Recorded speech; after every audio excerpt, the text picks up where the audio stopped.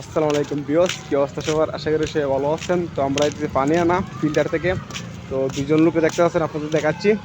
তো ওই দেখেন, ওই যে একটা লোক আছে পানি আনতেছে, ওই যে একটা লোক যেতেছে বোতল নিয়ে। তো আমরা পানি আনবো ওই যে ফিল্টার থেকে, তো আপনারা দেখবেন আর ভিডিওটা অবশ্যই মজা নেবেন, ঠিক আছে? আমরা পানি কীভাবে কিনে খাই মালয়েশিয়া থেকে। বোতল থেকে পানি কেনা যায়, দোকান থেকে পানি কেনা যায় বোতলের পানি, তবে এই পানিটা সবাই কিনে খায় মালয়েশিয়ার সবাই। তো আমরাও মাঝে মধ্যে খাই। তো আজকে 2 বাজে যাইতেছে, যে পানি আনা যাইতেছে। তো আপনারা দেখবেন এইভাবে যে রাস্তাঘাট দেখতে পাচ্ছেন মেন রুট দিয়ে, সেই যে মালয়েশিয়ার ঘরবাড়িগুলো তামানগুলো অনেক সাধারণ দেখতে পাচ্ছেন।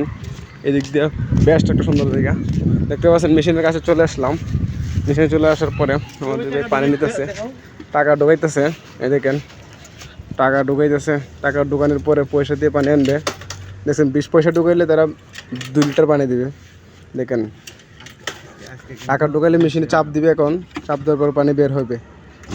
দেখতে পাচ্ছেন অটোমেটিক পানি বের হইতেছে, কতটা সুন্দর।